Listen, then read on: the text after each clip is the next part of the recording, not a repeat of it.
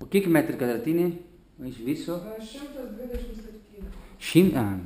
O šildymas kaip yra čia? Šildymas šita Centrinė. yra centrinės, o viršų yra... A, yra skiriasi? Tikrai? Čia yra centrinė viršų? Čia iš Vilniaus energijos, o viršui ten pats reguliuojas, kiek nori. O kiek maždaug yra? Priklauso, pavyzdžiui, nes viršui gali daryti šilčiau, gali šilčiau. Ne, žinau, bet maždaug kaip... Dabar šį sezoną tai buvo, jeigu pats maksimumas buvo apie 900.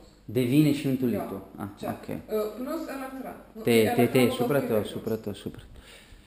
E čia problema Lietuvoje labai brangu. Brangu jo, visur.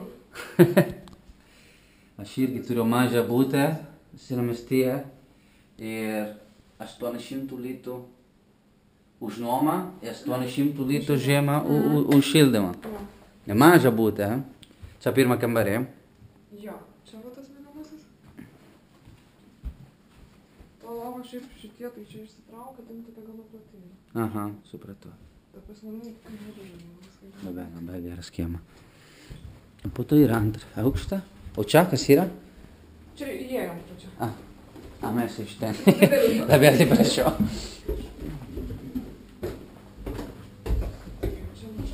Ulla.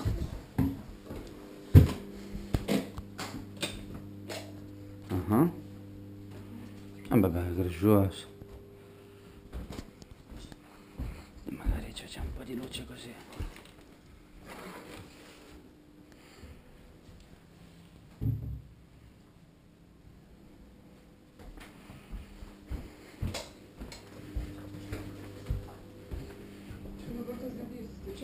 Čia. Šiaip galima ir ant mėgoti iš tikrųjų. Supratau. Nes jinai taip pasimė. Galima atidaryti. Ok, yra kaip sofa lova, ne? Kažkaip.